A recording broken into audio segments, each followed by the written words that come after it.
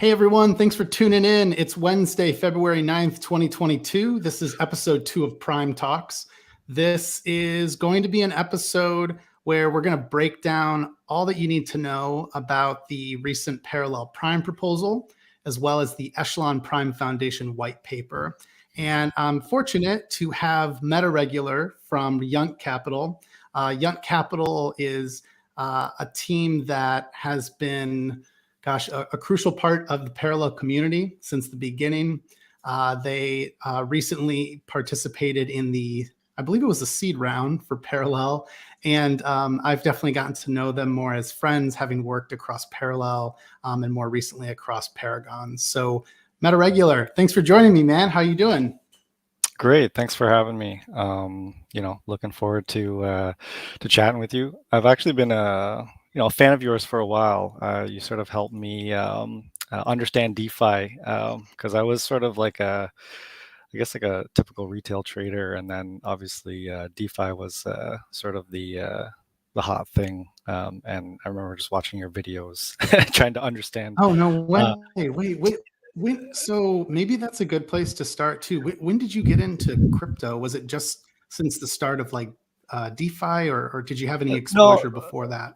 yeah. I've been around since 2017.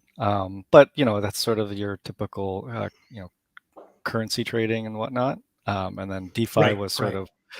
of all the rage. And I don't know, I was sort of attracted to your videos because you sort of sort of broke things down quite simply. Honestly, I was attracted to, like, you just seem like a good dude. And I Thanks. was just like, just sort of watch your videos, tried to understand what uh, impermanent loss was. I still don't understand it, but it's a fun ride for sure. Oh man, that's a complex topic. Well, hopefully we can do justice to explaining everything in the prime proposal here in the Echelon white paper, because they're about as complex as impermanent loss. But I think for anyone who, if you've ever played a trading card game, I mean I think it's all pretty sensible. It's just a matter of making use of NFTs and making use of all of the different tools available to us through Web3. So, actually, maybe then we should start with, do you want to just explain like the grander vision behind the Prime proposal, the Echelon Foundation? Like, what actually led to a need to create these two documents? Well, I think the need to create the documents is sort of like a consistent thing in crypto, which is like these white papers, right? They sort of align or just sort of communicate to a broader community what the approach and goals of the project are. And yeah, they just sort of been sort of a common way of sort of disseminating like an overarching theme. In terms of these papers, I mean, like, I don't know if you want to get into it, but there's it's sort of essentially broken up into two pieces. Obviously, the parallel prime proposal is obviously game related, and sort of relates to how the cards exist within a framework of the game, and sort of how they're used. And then Echelon is sort of like this other sort of arm's length entity that handles the token. And I guess like the necessity for this is probably to sort of distance the team from maybe perhaps the token, like I don't want to say the legal ambiguity, but like, there's sort of things related to tokenomics that are perhaps the game studio doesn't want to be too associated with. So I think like breaking it out, and ultimately this entity is like controlled by the community.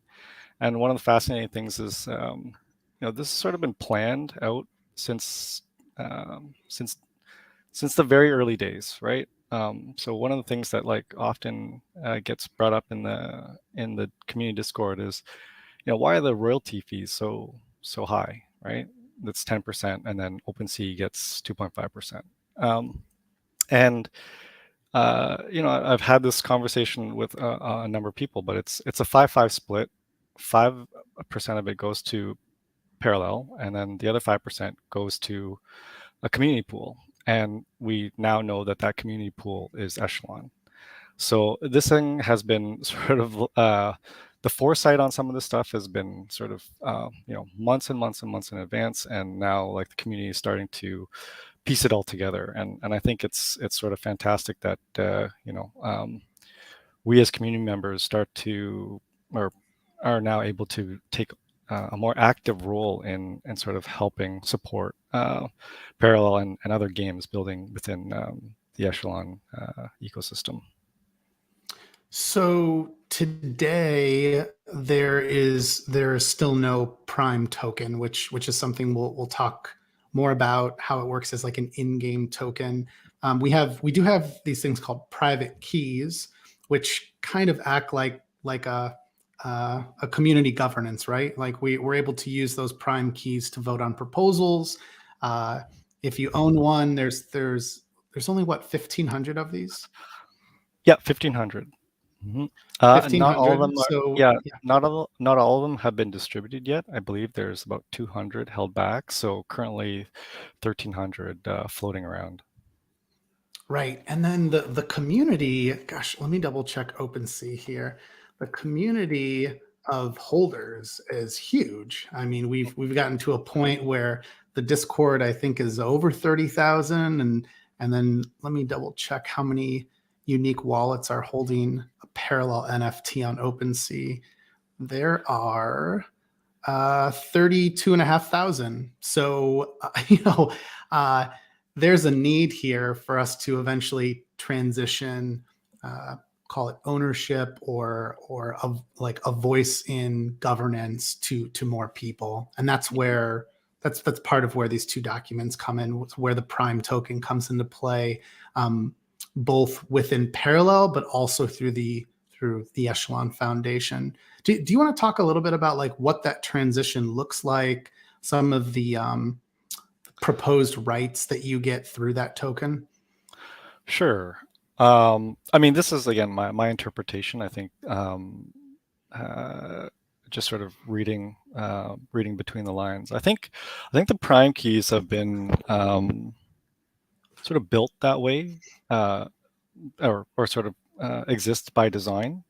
So this idea that each token is worth a certain amount of each key is worth a certain amount of tokens is by design. And so I think how it works is like early on, these keys were given to community members that were that sort of bought cards in the pre-sale. And specifically, it was sort of voted on by, I guess, the Discord chat, how to reward early holders of cards that essentially saw their cards being diluted because cards like, cytokinesis or neutron bomb, they couldn't exist with 50 or 100 copies in the entire game. So all the pre-sale buyers bought these cards, and at some point they have to release those cards to the within packs, and to not have them be playable in games sort of didn't make any sense. So the way to reward them was to produce this key that just sort of evolved over time to have multiple functions. Obviously, governance is the one of the hot topics. It has embedded Prime. It does a whole bunch of things in game, such as open up keyframing slots and pack reservations and now hoodie reservations. But I think why it's interesting is these keys sort of belong to people who have sort of been invested in the game or have been there since the beginning. And I think that other than releasing a token like you know, let's say willy-nilly into the universe, at least at the early stages. These holders, I would assume, have some alignment with the project and have sort of either dedicated time or capital to sort of understanding the vision of the team. And I don't know if it's like the right thing or the wrong thing. I just think that like this was sort of by design, and I'm super interested in sort of how it works. And then once these keys are sort of staked, they obviously emit the prime, and then either it gets sold or whatnot, and further prime is released. In terms of I guess like broader sort of extending governance more broadly. So obviously, another hot topic right now is the Emissary Prime elections. And so essentially, these keys are integral to voting in essentially 11 members, I guess, representing the community, and they'll be charged with sort of putting up charters and sort of laying down the foundation for how not only the council exists, but also how the token sort of is released and whatnot. Absolutely. Do you think it would make sense to screen share? I've got a breakdown here within this is the Echelon whitepaper. It's kind of like a diagram of everything that you're talking about so far. So I'm Sure. going to show this just a moment, and then you see if this is helpful at all to sort of better visualize all that we're talking about. Because there's Echelon, which I tend to think of as like, there's the Echelon technology or platform that other games might choose to develop on. And then there's Parallel, which happens to be like our flagship game that's developing on that. And then there's like a bit of a shared token economy there. There's of course benefits to developing on Echelon. Anyways, anything here you can guide us through or kind of walk us through what we're looking at? Yeah, I mean, like it's. I'll talk about it like sort of conceptually, as a general gist. I sort of won't talk to anything like sort of specific bubbles, but essentially, Echelon Yeah. is like a it's sort of like Steam or like Blizzard, I would say, right? And Parallel is just the inaugural title that plugs into sort of the Echelon system, Mhm. and Echelon sort of is built to support and provide like other tooling for the games that are building within the ecosystem. I think some of the things that have been brought forth in the paper is let's take for example like Warcraft, right? You have Warcraft and Blizzard.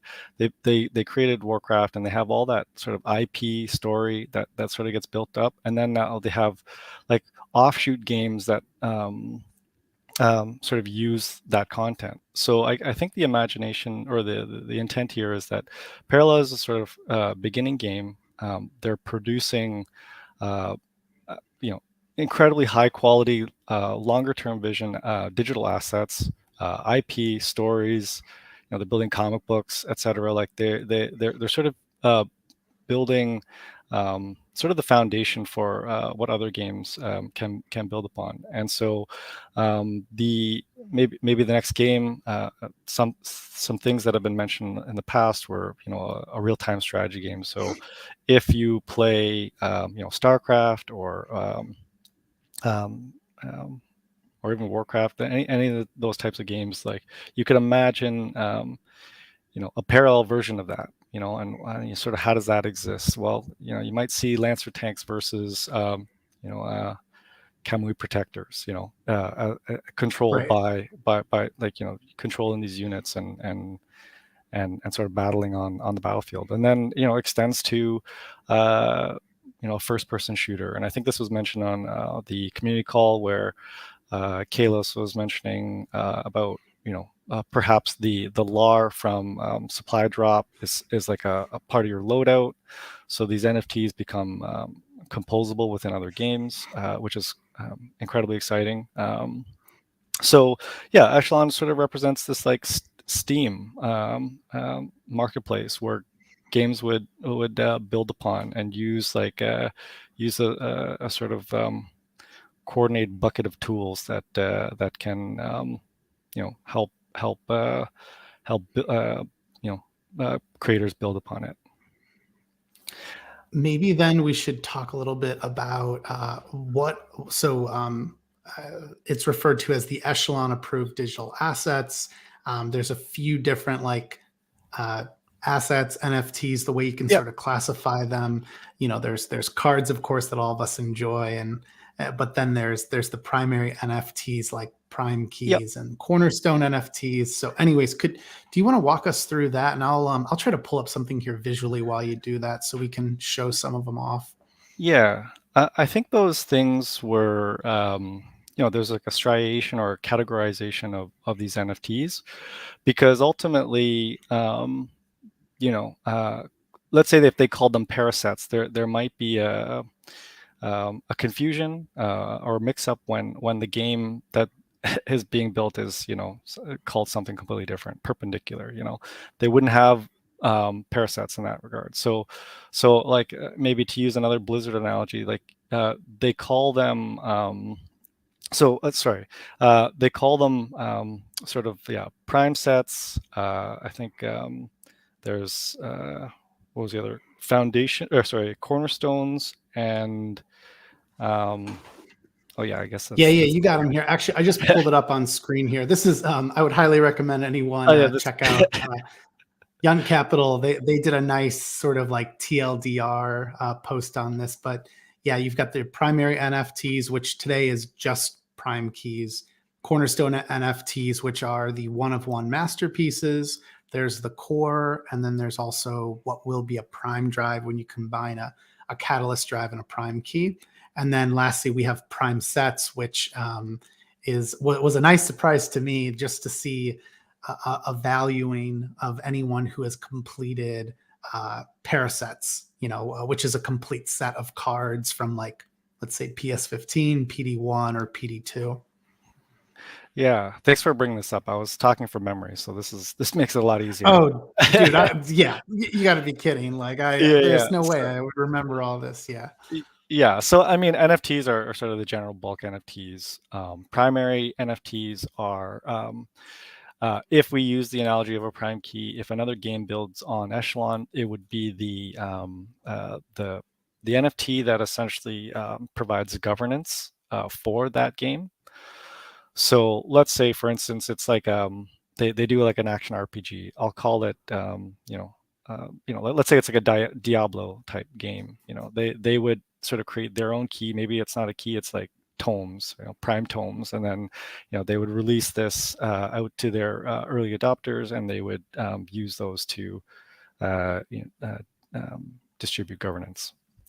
Cornerstone NFTs, I think, are essentially ways that the team has sort of built in, like, I don't want to say revenue sharing, but like helping the community sort of win with the community.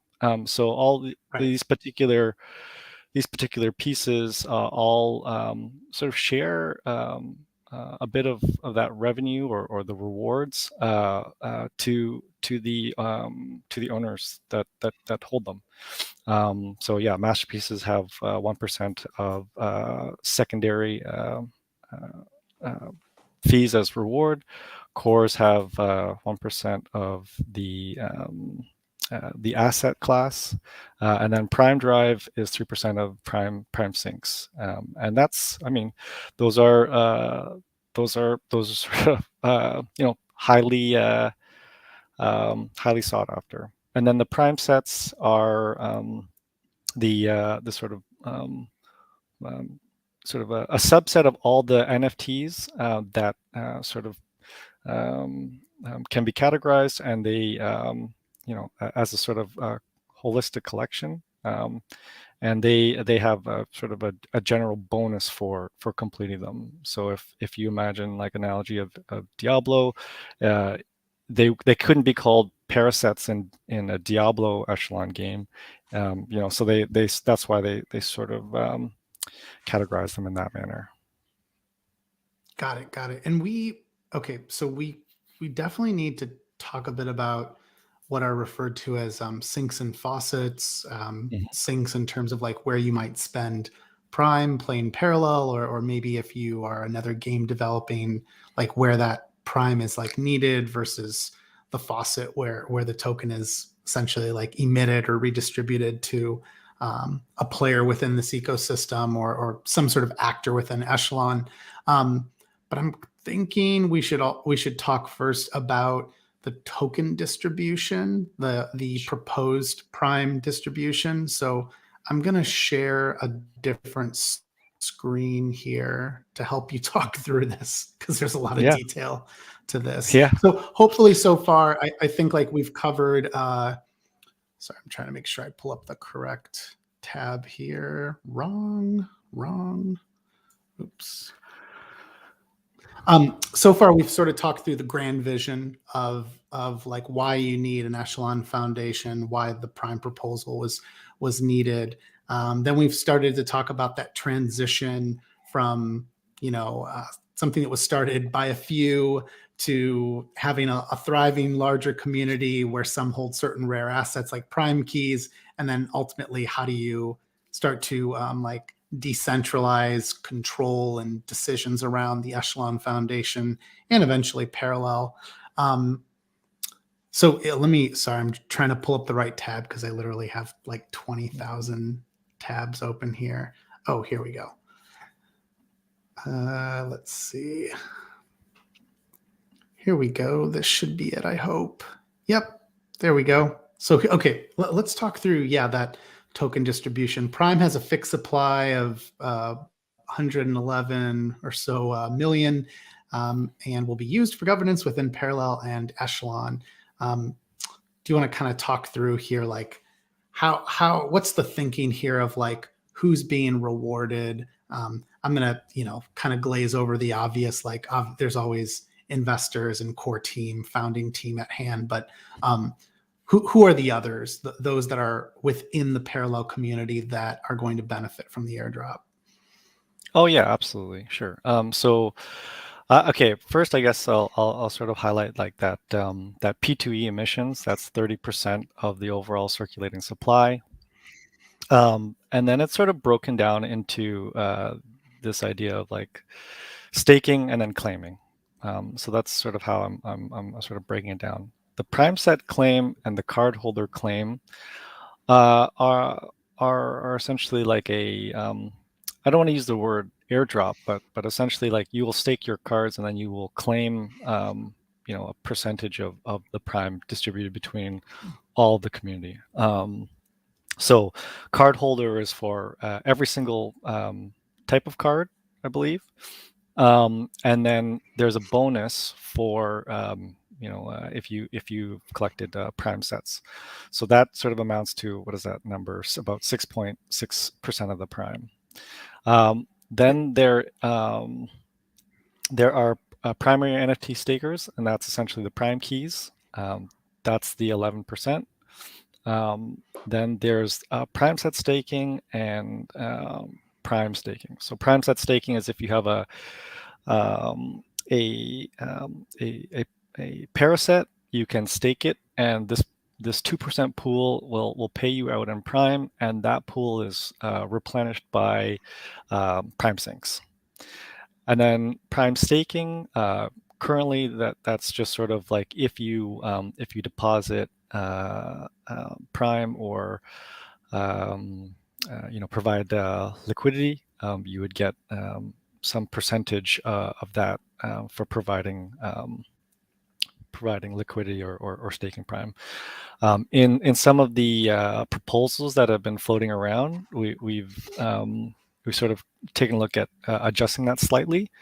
But yeah, for the most part, that's sort of how it shakes up.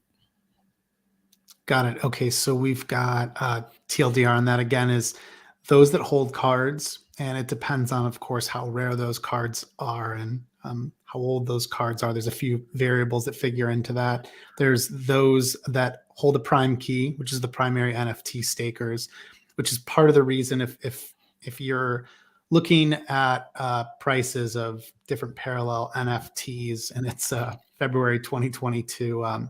There's definitely been a jump in prime keys. I would argue like that's the reasoning for it. This is something that is newly discovered information for many in the community, and then the prime sets being the parasets, complete sets of cards for staking. So that's something if you've completed a set, you want to hold on to that because you're going to be able to actually earn the prime token through that.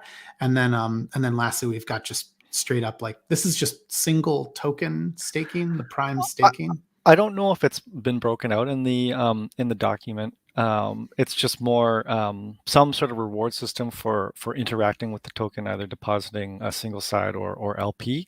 I think that's something that the Emissary Primes will sort of discuss and come up with the sort of game plan for that. But for right now, there's essentially just a pool of that number is rounded, but it's 4.26 for sort of prime staking rewards. Got it. Maybe then this is a good time to talk a little bit about what are Emissary Primes and what function will they serve, or whoever those people end up being. Can you kind of talk us through that, since they're going to be crucial to firming up some of the details. Everything we just showed is subject to change. Yes. None of this, also a quick reminder, none of this is financial advice or endorsement recommendation to invest money. Just this is all for informational purposes only. That being said, what are the Emissary Primes for, and how will they, what purpose will they serve in all of this? Yeah, so the Emissary Primes are essentially 11 elected members of the community that are sort of tasked with laying down the groundwork for how this other entity, which is Echelon, as in like this sort of this organization that other games will build upon. So they sort of handle the token and all the tokenomics related to Prime, but they also have this responsibility of perhaps obviously representing the community, but attracting new games to build upon it. And how they will do that is that making this token attractive to games to use in their ecosystems. And so essentially, they're elected. Currently, it's by prime key vote. So they're currently sort of putting out you can nominate anyone to be an Emissary Prime. And then I believe nominations end this Saturday, and then it'll go to voting. And the voting is prime key specific. So one prime key can vote for multiple candidates, but not. I think it's not more than 11, but they can't. I think so. Vote. Yeah, but you can't vote for. You can't use your prime key to. No, wait, sorry, that's it. Yeah, so I think it's like each prime key can vote 11 times, from what I understand, and it's only prime keys that are counted towards the votes. And then oh no, go ahead. What were you saying? I just was asking more about like what are those key dates? Everything that you just nicely summarized related to Emissary Primes. the nominations. So if you feel strongly about someone being this fulfilling one of the open head count for Emissary Primes, you should go to echelon.io. You can join the Discord there. This is a separate Discord from Parallel, and then you'll see it. It's like dummy proof. You know, it says EP nomination, so you can just follow the format, basically punch in their name, and then obviously it's up to that person. I think also too you can nominate yourself, which I don't think there's anything wrong with that, but yeah, if you feel strongly about someone else, feel free to do that. Yeah, so the nominations then, I believe, this Saturday, and then there's 1 week of voting, and then once those results are in, I'd assume that the emissaries will meet and start to sort of lay out, you know, how things will go, sort of make decisions based on the Echelon paper, you know, discuss and debate, you know, when the Prime token would be released, and start to look into distributing governance. And I think that's sort of the main, that's one of the big topics right off the bat, I believe. You know, I think that's sort of the whole one of the main sort of thrusts right now is sort of like, how do we get governance out to everyone? Because I think that there's already you know, community members in the Discord are already saying, you know, why can't we vote? You know, and I think that, like, you know, that comes with time. You know, this game hasn't even been out for the game isn't out, but like the project isn't even a year old yet, really. So, you know, it's sort of a process, and yeah, so that's sort of the main thing. And then I think there's been some discussions on, you know, what's the appropriate composition of these of this council. And I think Mick from the community put out a really nice sort of breakdown of, like, you know, his sort of interpretation of what the council could look like, based on sort of a bucket, like a breakdown of buckets of, you know, what percentage of EP should fulfill what role. I think that's an interesting approach. I think Cold Plunge is another person that within the community that sort of used the analogy of I think he used like a Navy SEAL analogy, but, like, you know, Yeah. and it's like how, like, do you take people that you go to war with, that you trust, or that are capable? And I think that there's some sort of balance there. And Well then put. Yeah, I really like that. Yeah, it's very important that these are like trustworthy, ethical, you know, the best sort of like representatives of the community. That's a really good analogy. I definitely missed that. Good yeah, job, Cold Plunge, wherever you are. yeah. So I mean, and you know, it's like uh, uh like, obviously this is an incredibly important um, sort of process for us to go through as a community, to sort of fine tune and understand, like, what we value. But I also think that it's a fascinating sort of experiment, you know, like obviously one that's, you know, pushing the boundaries of you know, how much you give back to your community as a project. So I like it's been it's been a bit surreal, but really interesting to hear everyone's thoughts on it. Yeah, you know, I personally had thought quite a bit about whether we should delay the launch of Prime. And I think what you just shared is part of the reason I arrived more recently, too, at the conclusion that the benefits of Prime going live sooner outweigh any sort of like downside. And one of the main reasons is, if you look at the thriving community that's grown around Parallel, you know, those, whether they hold a card or whether they're just in the Discord and like want to like own cards eventually or play the game, whatever. right now, the reality is that a very small number of people hold prime keys, and those have a lot of voting power.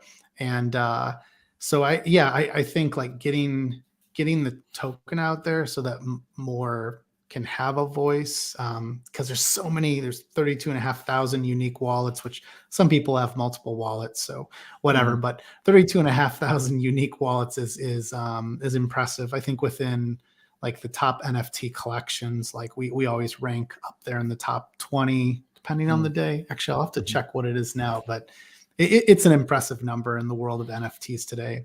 So yeah, it's important that we like make that transition.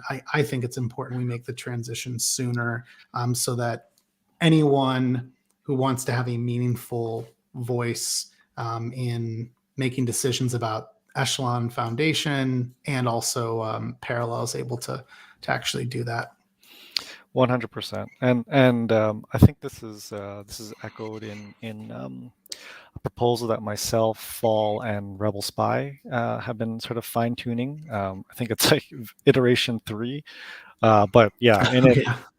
In it, we sort of outline that we believe that it's important to get governance out so that the whole process of voting and making proposals and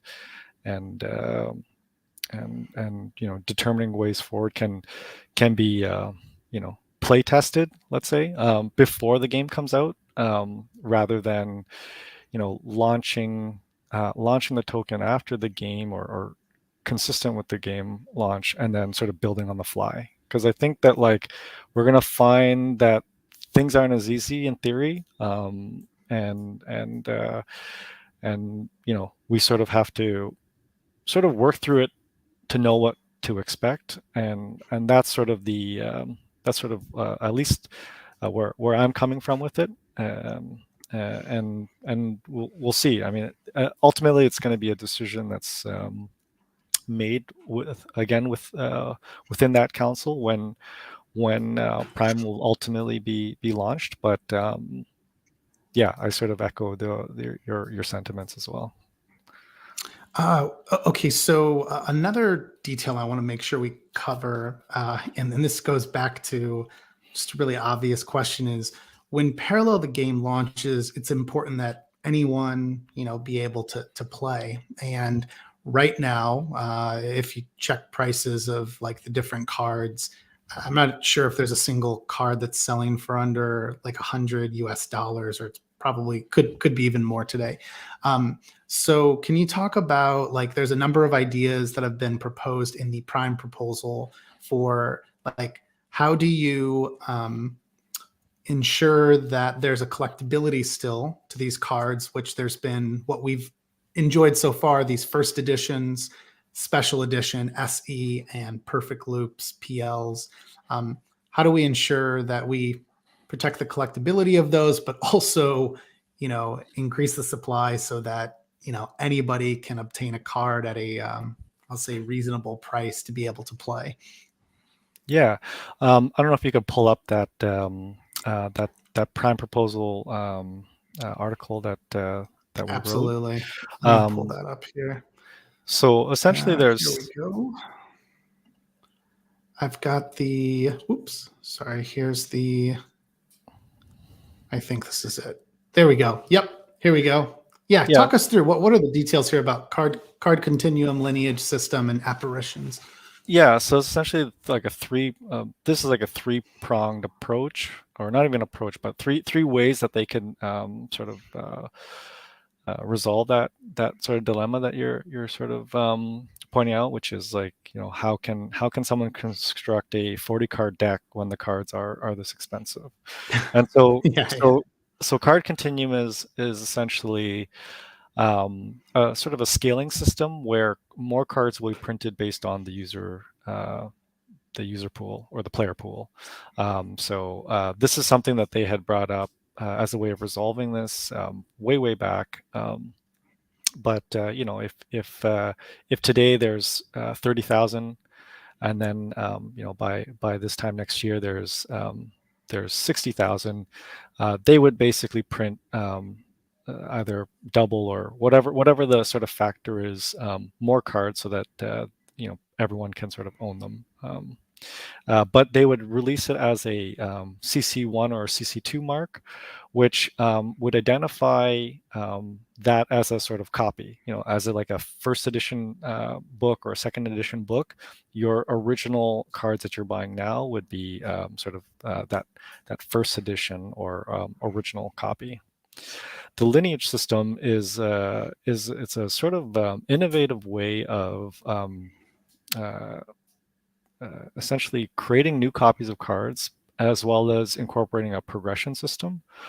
So this is this is completely novel for a card game for sure, or a TCG, which I think typically works on the card continuum model. But yeah, the idea would be that you can level your cards. Quite simply, you level your cards, and as you level them up, there's a certain mark where you could print another copy or spawn another copy of that card. So let's say you have a legendary and that's in your deck. You're getting rewarded when you win in Parallel. You're rewarded with Prime as well as XP. And then use that XP to level your cards. It reaches a level, and you can spend Prime to print another copy of that card. And it would sort of similarly, I assume, be marked so that it's a spawned copy as opposed to the original. And what's interesting about that is that rarity system that's in there can sort of apply itself to the Lineage system. So if you have a first edition card, or if you have an SC card, your SC card might spawn more copies because it's a higher grade. The cooldown for that is going to be quicker, so you can print more of them, and at the same time, that might make SCs more desirable. Really, this is so helpful. I definitely didn't fully understand this. That this is all like making sense now to me. It's very yeah. Thank you. Oh my gosh. Yeah. I really didn't understand that. Keep going. I Yeah. interrupted you, but and then this apparitions is so helpful. Yeah, no problem. And then apparitions are non-NFT cards. So these are sort of how Hearthstone or Magic sort of operate currently, and that is just a way to sort of create a supply of cards that they might be beginner cards. So like if you're, for instance, like starting out and you wanna play Parallel, but you don't want to spend any money, you might get like a starter deck of apparitions. It'll get you, to a certain level. You can play with other players that have apparition decks, and then maybe after you like it, you would start to buy packs and whatnot for regular cards. But again, I think that the team's been incredibly clear that they don't want to gate gameplay. I think that their vision is not Right. an ecosystem of gamers where everyone is sort of well off crypto natives. I think this is a project where they are they're looking that would make me sick. Yeah, just a bunch of that would not make for a great community. But I think but I think that like oddly enough, I feel like the crypto community would be like really good at trading card games in general. Like the competition would be high, but I think for everyone, like this, the idea that this is almost like a global AAA game, I think is where they're going. So they want to make sure that it's not just the few that can afford the decks. Yeah, it's such a balancing act of you're trying to satisfy those that have been there since the beginning, and are your like early evangelists, and are some people too have realized some wealth through trading or collecting parallel cards, and then some also had that wealth before and were able to just diversify, I guess, into parallel assets. But in order for this to truly be successful globally, like we need as many people as possible to be able to play and enjoy it, and to participate, and not have some sort of financial gating that happens. Uh, Something else sort of related to this then, this is probably one of the last key details I wanted to cover today. Would you be comfortable talking through some of the proposed ideas for what will be sinks and faucets? You sort of alluded to this earlier with some of the cornerstone assets, but yeah, if you could talk through some of that, and I'll try to pull up Yeah, something here visually to guide us through it. sure. So I guess like that maybe this to sort of talk about some of the main takeaways from the prime proposal. Um, and one of them is essentially these sinks, right? So because the prime token is a fixed supply, there's got to be ways of sorry, it's a fixed supply currency, and there's sort of a play to earn system at 30%, which is like rewarding players for winning. And with it being emitted, there's got to be ways in which the uh, the the prime can be spent to take it off out of circulation and then redeposit back into the play to earn pool. So, and that is sort of like where a lot of the gaming functionality will come in. So this is, obviously this list is up, but yeah, you'd theoretically be able to spend prime on, buying cards, entering tournaments, like for instance in Hearthstone you can buy like entry into like a draft format. So theoretically you would spend prime to join into that.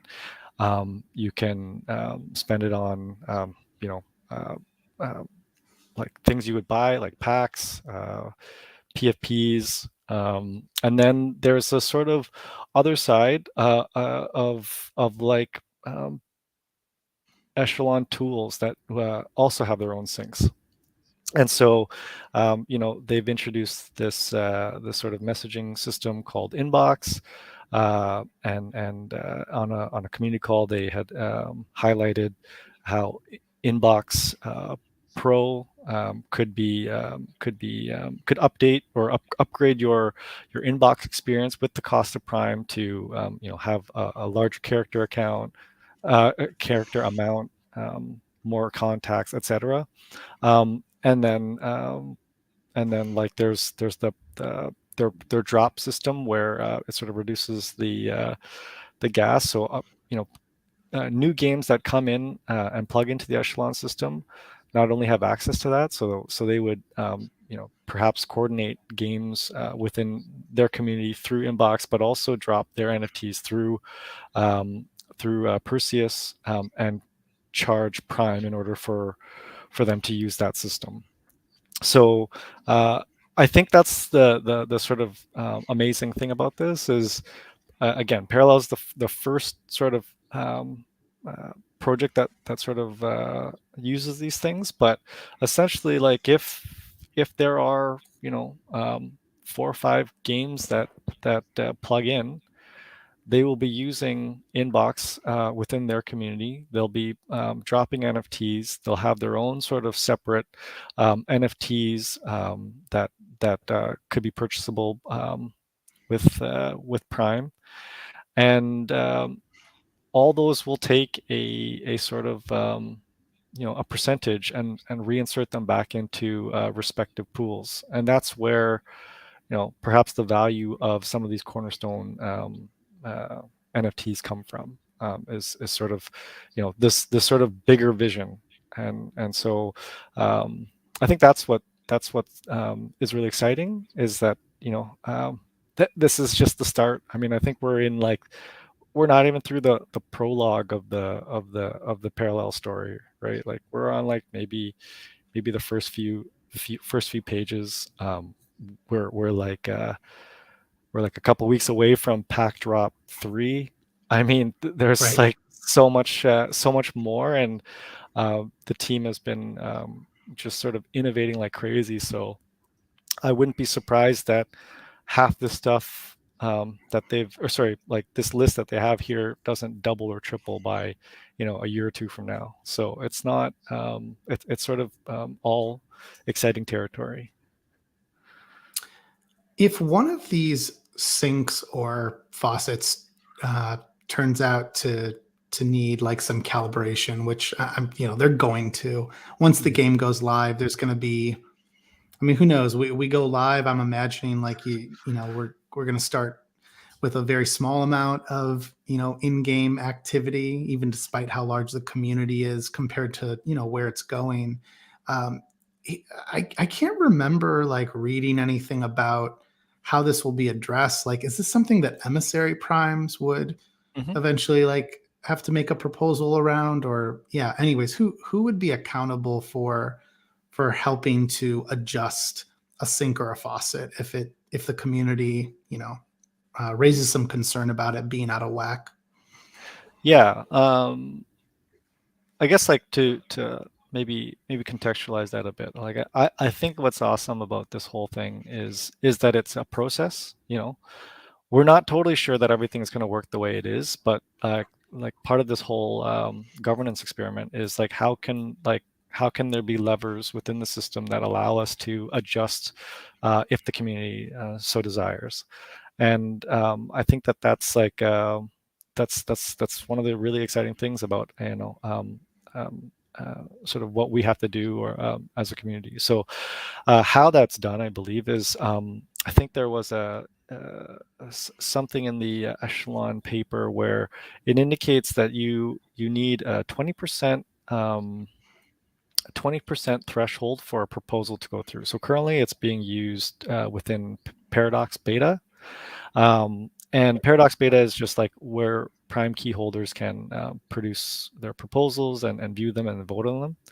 But I think the intent is that Paradox is going to be opened up to everybody.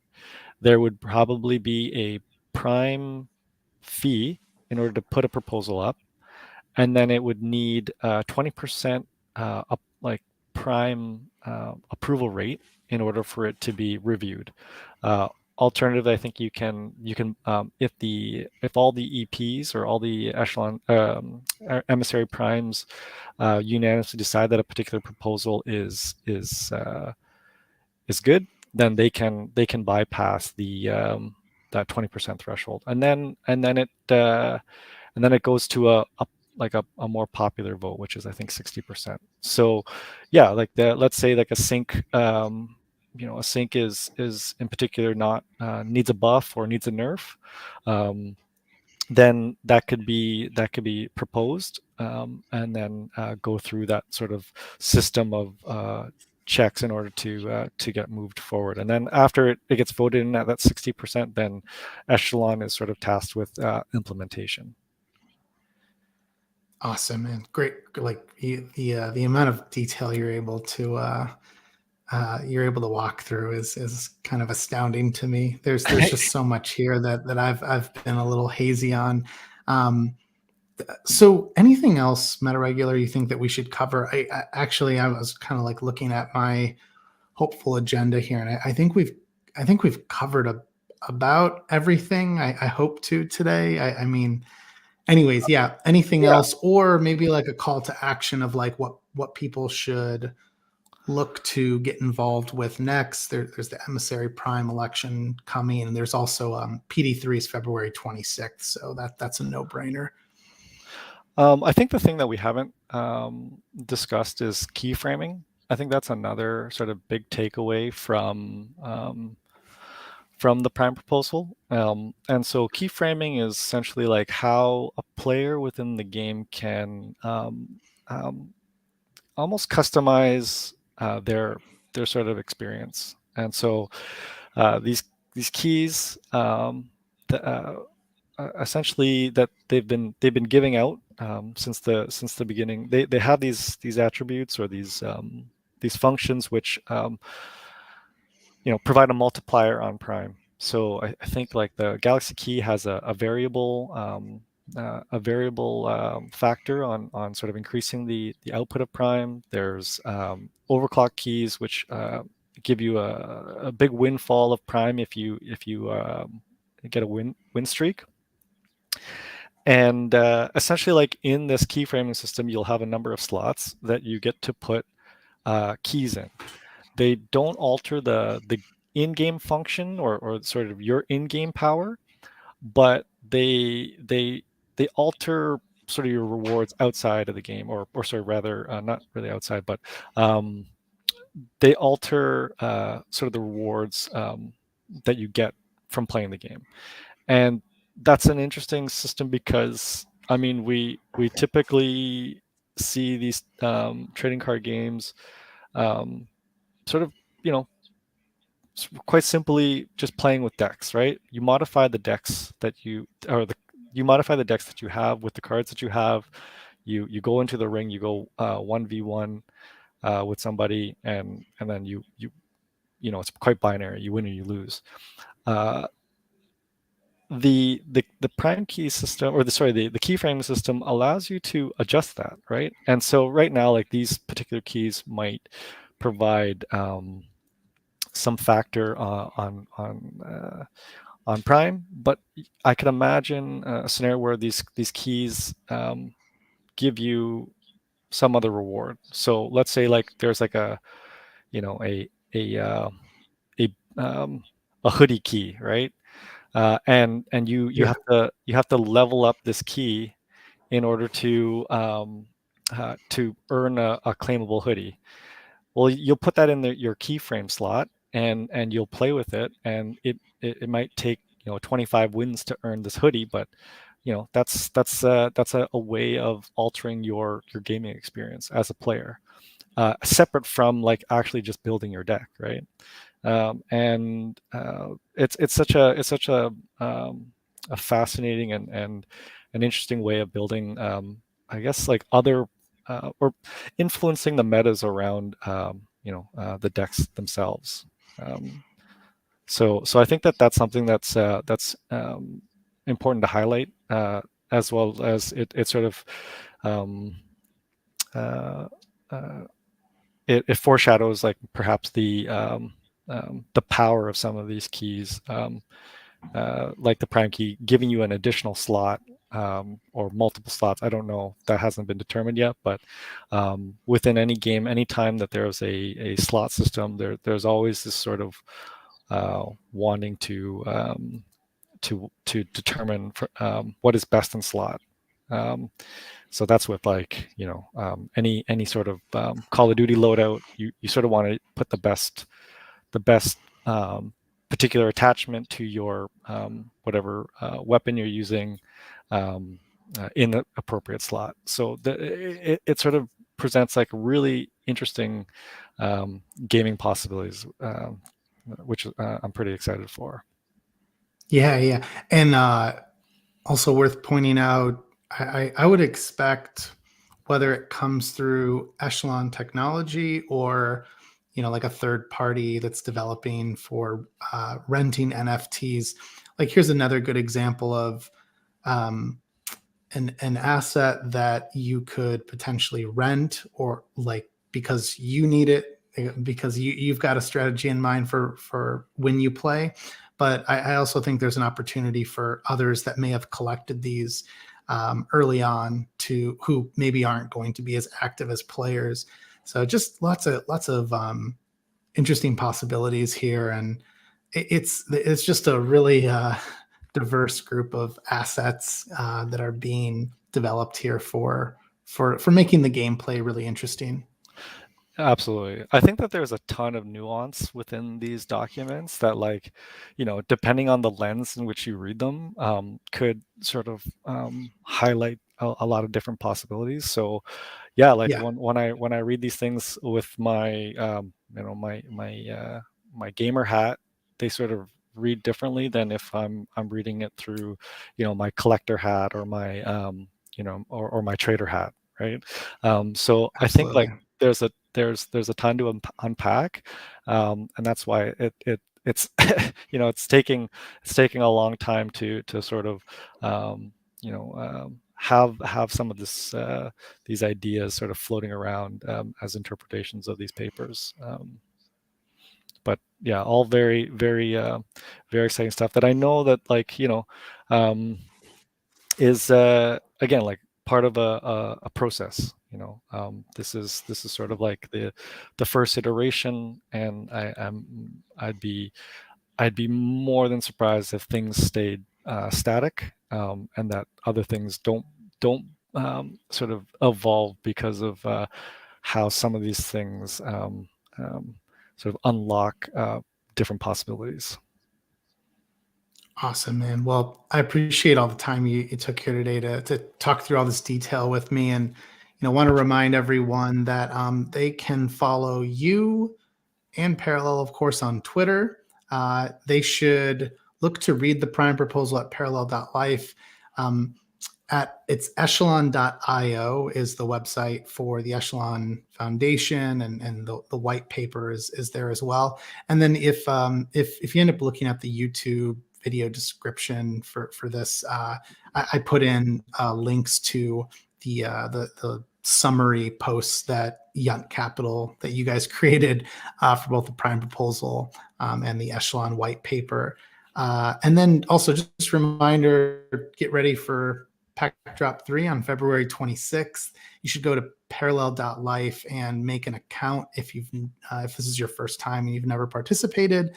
I'd also encourage you to hop into the Discord just to stay up to date on all the details, and then get ready to click on February 26th, because there's no guarantee, but I think there's been some nice changes made to hopefully allow for more people to get card packs, despite all the growth in the community. Metaregular, anything else to share before we go? Not really, other than maybe like if you're sort of interested in Parallel and sort of are looking for more information. Obviously, there are the Yunt Capital articles that we provided, but nothing beats sort of jumping into the Discord and just saying hi to everyone. We've been fortunate to build like a really great group of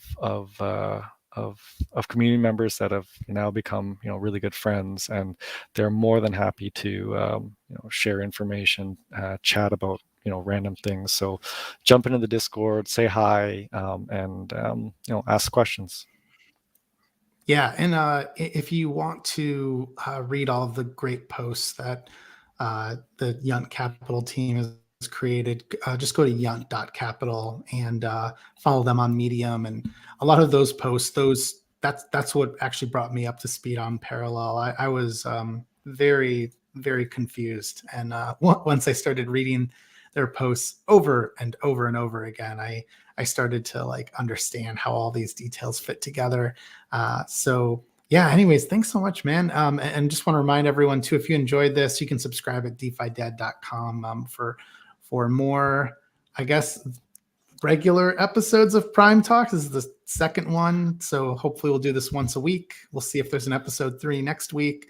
Just Metaregular. Thanks so much, man. Thanks everyone for tuning in.